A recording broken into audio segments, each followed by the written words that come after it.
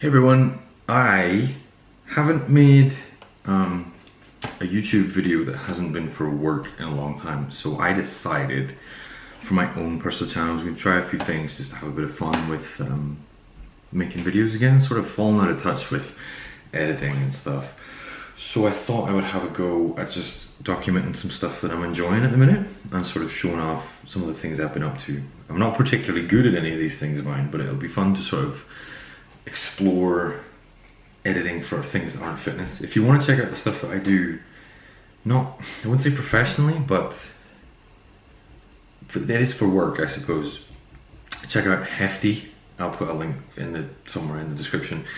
The channel just changed its name and we're trying to develop a clothing brand and stuff, so if you want to check it out, it's good, sort of trying to become a gym wear brand, so check out Hefty down in the description. But today I thought, for Christmas my family got me 2 Warhammer 40k sets, and within the past year, as with most people, I've recently become, well, as with not most people, but a lot of people have become quite taken by the world of 40k.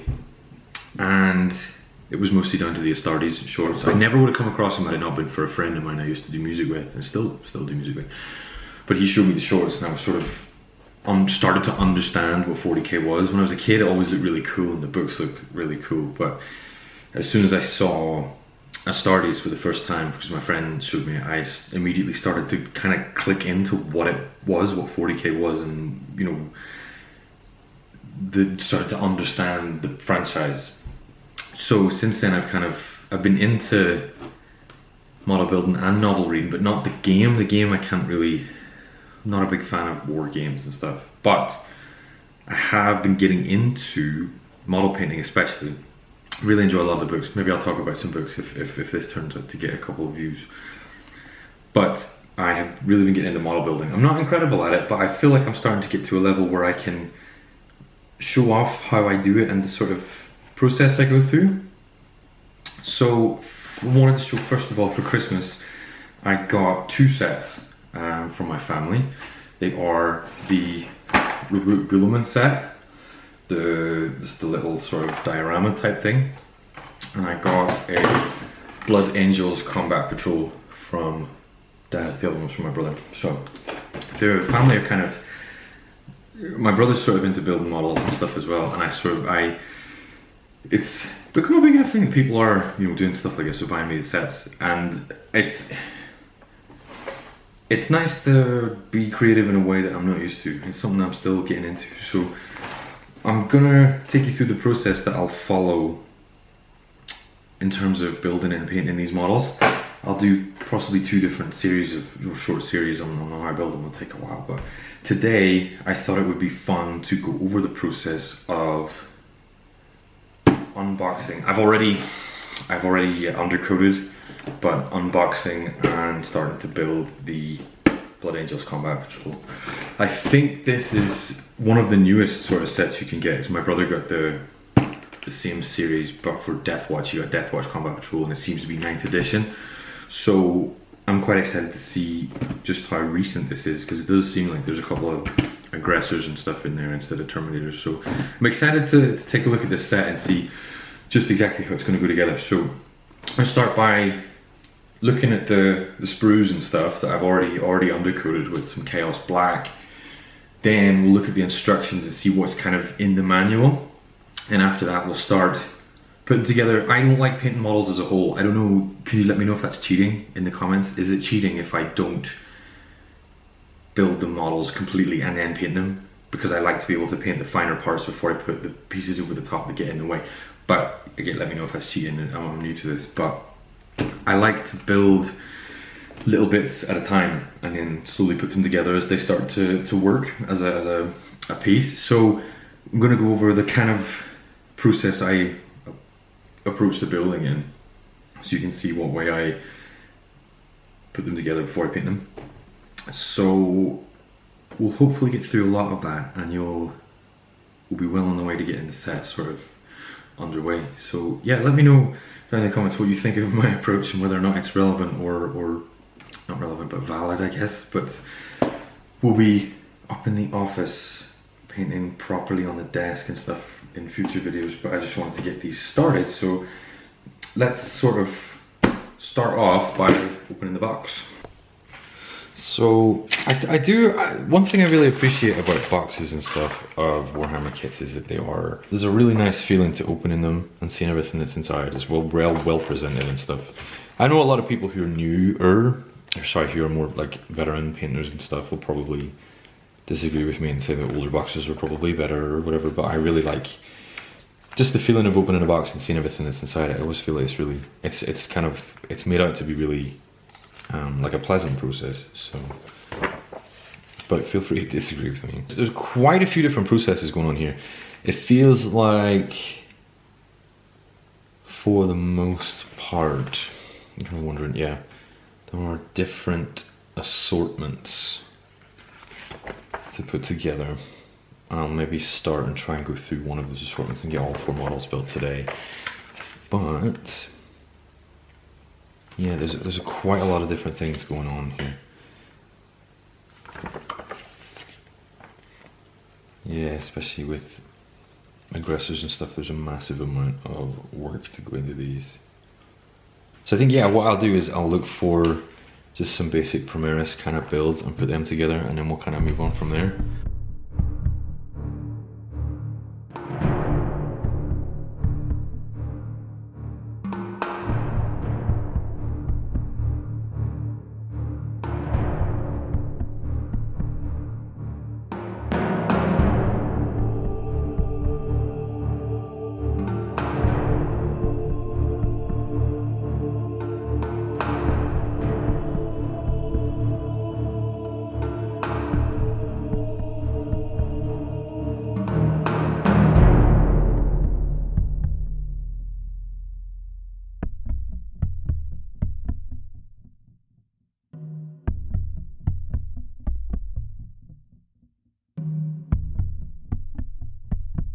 Okay, so with those first 2 guys glued and ready to paint, I thought I would take you through a little bit on how I put miniatures together as a kind of beginner builder.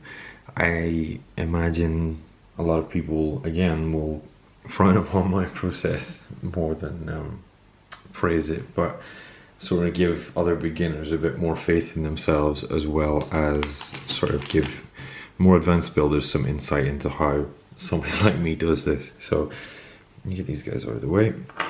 So what I do is obviously start with the instructions. It's the first set I ever built of those Chaos Marines I was talking about. I did not look at the instructions until it was too late. So I had all these horrible hybrids and stuff, which were shocking. I'll show them off some other time, my first ever minis video or something like that, but I didn't follow guides like this. So there was a lot of extra filing to make the little nubs fit in the gaps and stuff. So I did make an army of Chaos Marines which never got completely painted, but some of them were pretty cool. I'll show you some of my kind of hybridized ways for making them work another time, but for now I'm just going to head on and do the next one on my list, really. So I've done these first 2 Marines here. I'm going to do this guy now. So I've got to look for parts number 25, 26, 27, 28, 29 and 30. So I'm just going to go to the mold and see if it's on. Yes, they are on this one, so you can see the spaces as well for where I've removed those first 2 guys. So we've got, where are they, 25, 26, 27, 28, 29 and 30. So I'm going to cut them out. A lot of people, Midwinter Minis is one guy I've watched some building tutorials from. Well, not tutorials really, I don't know what you would call them, but I've seen some of his work on how he builds his sets, and he says not to cut close to the pieces, but honestly, in my opinion, obviously he's right for his work. He does the right thing for what suits, but I have more faith in my ability to effectively cut than I do in my faith in my ability to file.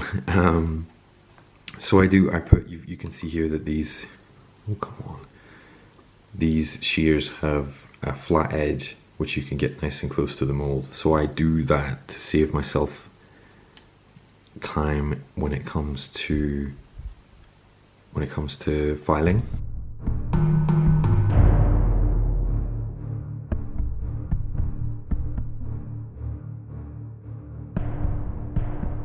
And realistically, you can, as again I did when I was originally building these, I didn't file unless I needed to remove something like the nub on the end of this, the part that makes it slot into place, like you can see on the end here.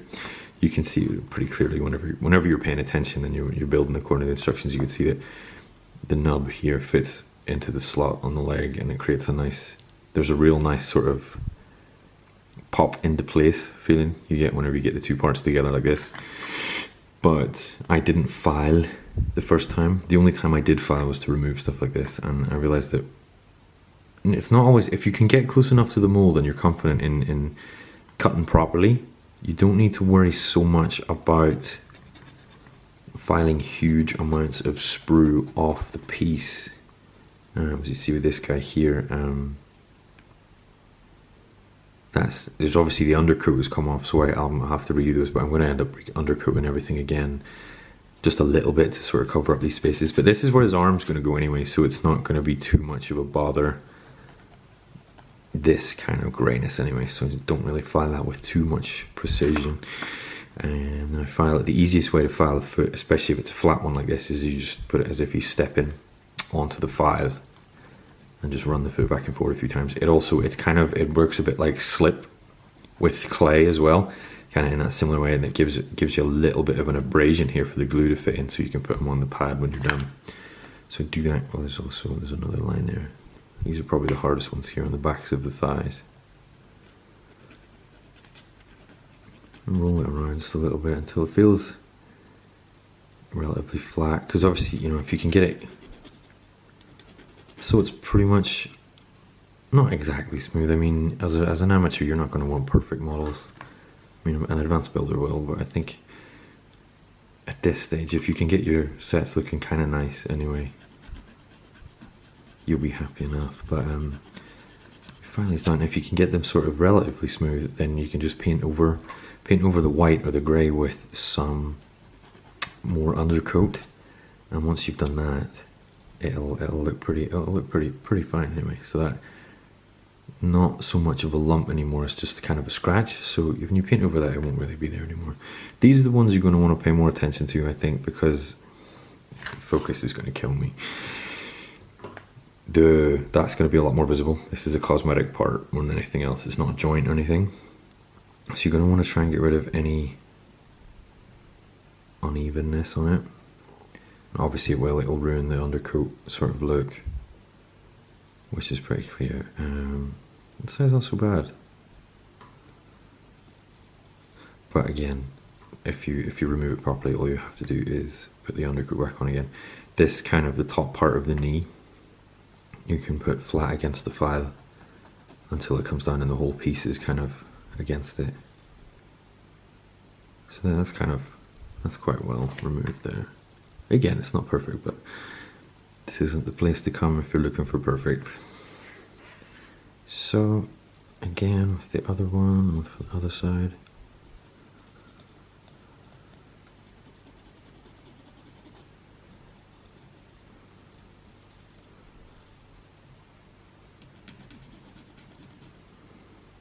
Oh, quite good. The top part.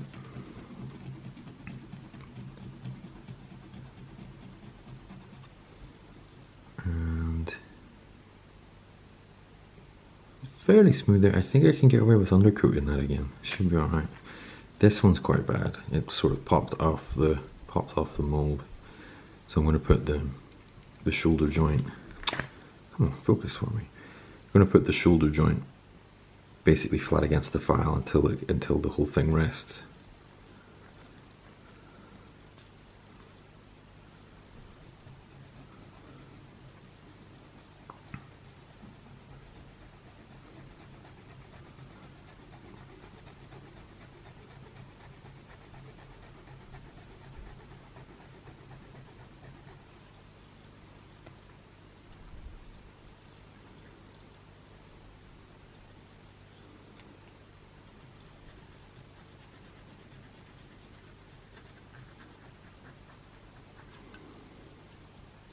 removed a little bit of undercoat there, but again, whenever the guy's built and we're ready to paint him, we'll be fine. We'll be alright.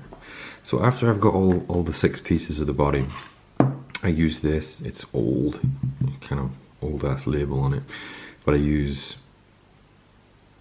can't even tell you the label's covered there, but this has lasted for years. It's liquid solvent cement from what I can gather, even though none of it's in English. But I always go overboard with glue. It's one thing I find really hard to judge when I'm building models, is always end up putting too much on. So I'm trying to touch the edges here, really just the lightest little touch, and then slot that part into the body. That's the easy part. I'm pretty sure most of the bodies will fit into one another, but the legs are the slightly harder part because they have the specific joints. One thing I'm going to recommend you be careful with in a set like this is fitting the knee braces to the shin parts, because they are side specific. They're built, well, they're molded in a certain way to only fit one side. There's too much glue on that. Again, you can see. Just be careful. If you do put too much glue on, be ready to wipe it off really quickly and sort of dab at it, because otherwise, if it's liquid solvent cement like this, it'll melt your mini and you'll be left with some, like, a very slight deformity, but a deformity that you won't realistically want as part of your model. But that kind of snaps into place anyway, so it doesn't need an awful lot of glue. I see that they're side specific legs, obviously, as legs should really be. There's a left one and a right one. And then the easiest way I think to do this next part is to find the groove in the leg where the nub goes. You can see it there. Tiny dot of glue in there. Find the clicking point where the 2 points just kind of lock together. And hold it for a few seconds, because liquid solvent cement doesn't take too long to start to take effect. It'll still need time to dry, but you can work on a little tiny bit. This leg, it doesn't have a nub, it has the groove, so I'm going to go tiny drop of glue on there, and then find its sort of locking point. You can usually tell when you find the locking point because it just sort of feels right. You can feel the 2 pieces come together. There's a good focus. Finally got a good focus. You can feel the 2 pieces come together, but you can also see that the 2 feet will sit flat on a platform like this. So that's another way to tell. So this guy's done. That's 3. That's how I build the first sort of stages. I will paint this way. All 3 of these guys, I will paint all 3 of them as they are now. And I'll paint their limbs probably separately. And if I can get away with adding one limb and painting it, I'll do that. But I will paint them in these sort of fragmented way, so because it gives me the chance to be a bit more exact. But for now, I'm gonna whiz through painting the last 2 of these guys and move on to see what else is in the box.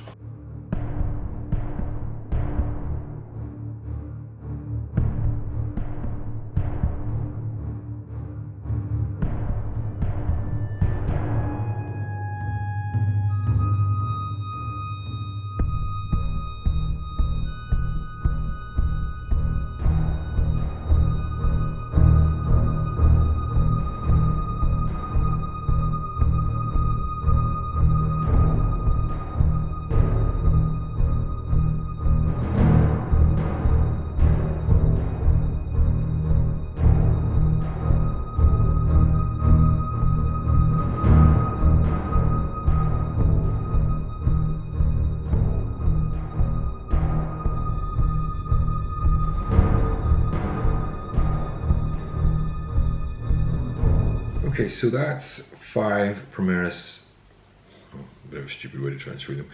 5 Primaris intercessors ready to paint, at least, well, in my estimation anyway, the way I do it.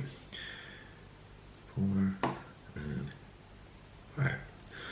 I think I'll leave it there for today, just as like a first stop on the path to getting things painted. I'll leave you with a little bit of a time lapse on me putting together the grav tank, just the main sort of shell of it, so that I can start painting that as well. The next video we'll start getting these guys painted and we'll see how that goes. After that, obviously we'll move through the set and see how things go. But yeah, leave a comment if you approve or disapprove of any of my methods, please don't be mean. Obviously, don't crap on me. But yeah, I wanted to show people how a beginner might build things with a little bit of information. I've become a little bit informed on how to do this. But yeah, speak to me about my method. Speak to me if you are brand new and you want a little bit of advice and a few videos to watch. Otherwise, yeah, just enjoy the montage of me putting the tank together, and I'll see you in the next one of these. Thank you.